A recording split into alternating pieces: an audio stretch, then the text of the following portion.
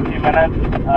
Our lead engine is TN3276, TN3276. Our length today is 10,178, 1 knot 178 feet. And we got special dangerous on board, 2 engines and not changed, 1 isolated. And I think that's all over. Okay, sounds good. You'll see 305 at St. Leo. They're just coming into Grand Falls. Okay. 305 St. Leo, coming up Grand Falls. Okay, we'll accept our signals at the east end of First Main Line here in Edmundston once we get them. And thank you. Yeah, they're on Riviere Verte. Okay. When most people sit at a crossing, they are likely annoyed that they are stuck waiting and becoming mad because they will be late for something super really important, like getting a coffee. Well, as a lifelong rail fan, Kevs Railfanning wonders how big it is, any restrictions they have, are all the units online, where did it come from, where is it going, things like that. The friendly crew on scene M306 has just taken the train over from the inbound crew at Edmundston and are ready to depart. And the recording we just heard was them calling the RTC to inform them that they were ready and looking for a light to depart. Most people will not realize that to move trains along, that conversations like this happen as they need to be controlled and managed. 306, yeah, 3276, clear signal at M306, Napadogan Sub. With our friendly crew calling the clear signal, 2154 at St. Basil, we have a bit of time still before they will be coming around the curve. And while we do not profess to be experts on all things railroad, let's try to unpack a bit of what was said. Easy stuff first.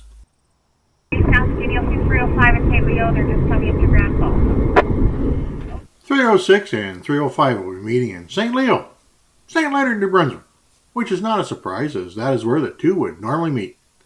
The St. Leonard siding is listed as being 9,215 feet long, which 305 would clear by 2 car lengths. With 305 approaching Grand Falls, 305 should be tucked into the siding just as 306 arrives.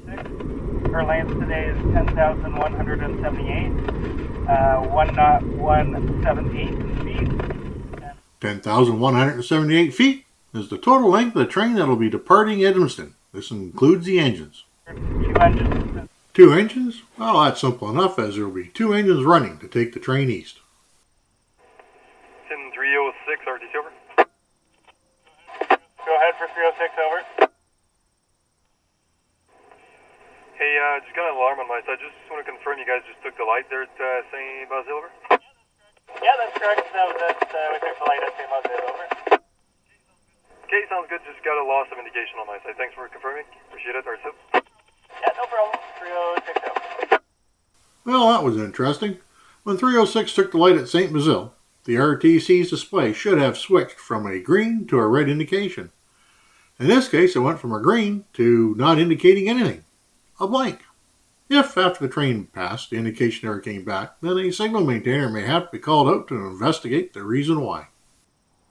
1 isolated. 1 isolated means that there is a third unit on the train that is not running. That is likely the 3397. Hey, James, 306.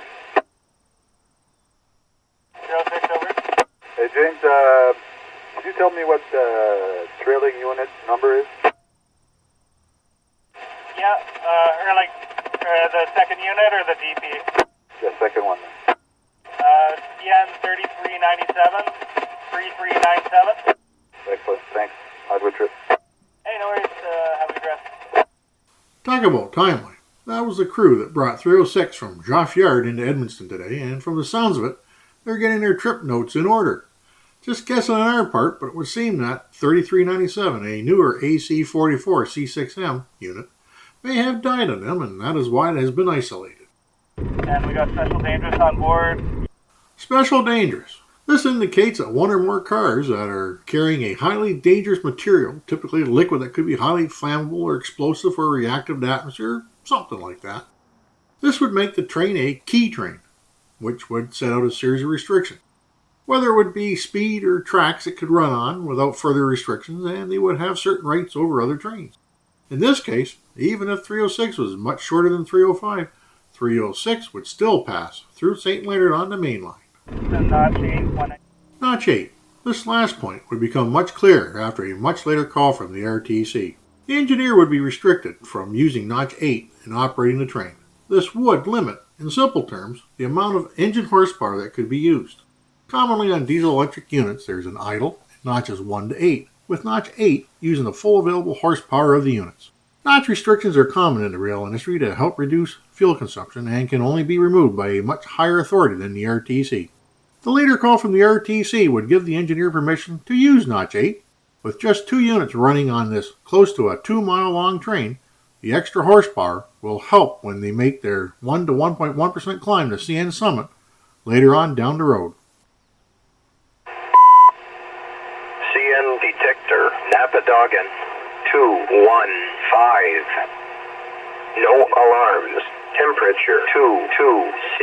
Total axle 530. Speed 28.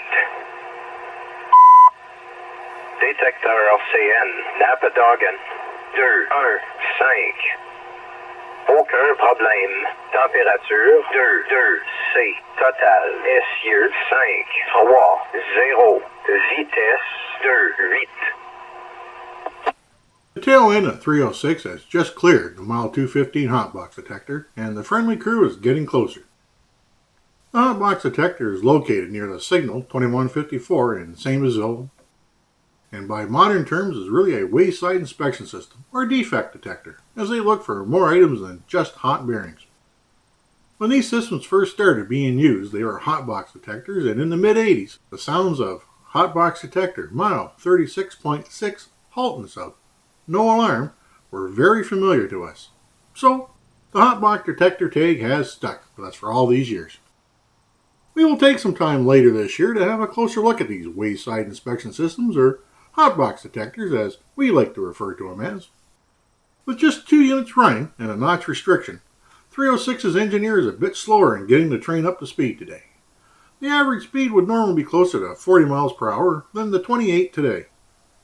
The 530 axles will work out to 125 cars in 3 units, and for those who are trying to do the math, there is a bit of a wrinkle. The 3-pack double stack containers only count as 1 car, as the 3 interconnected wells only have 1 car number. There's also 4 articulated auto racks, and while these may look like 2 cars, they too just have 1 car number. Well, we know this was a bit long, but things seemed to work out today where there were, at least to us, some interesting things that we thought we should share and explain. We've been at this railfanning thing for a very, very long time, and well, what's the point of having all this experience and knowledge if we do not share it at times? So, we hope you enjoyed this little bit of Railroading 101, and should anyone have any further questions or corrections, please reach out in the comments. Corrections are especially welcome, as that is how we learn and grow. So, thank you. With all this chatting, we never really mentioned where we were waiting for 306. We're at mile 209.3 Napadogan Sub in Riviere Verte, New Brunswick, at the east end of the former CN Green River siding. Funny enough, that while the siding has long been out of service, the old switch ties can still be seen under the mainline track. The 10,178-foot long 306 has CN 3276 leading, with the isolated 3397 right behind it, and the mid-DPU is 2922. 3276 and 2922 both have an engine horsepower rating of 4,400. Almost forgot to mention as well that CN tries to run 306 daily between MacMillan Yard in Vaughan, Ontario, just north of Toronto, to Gordon Yard in Moncton, New Brunswick. Sounds like 306 is getting real close, so let's listen and enjoy as they pass by Riviere Verte.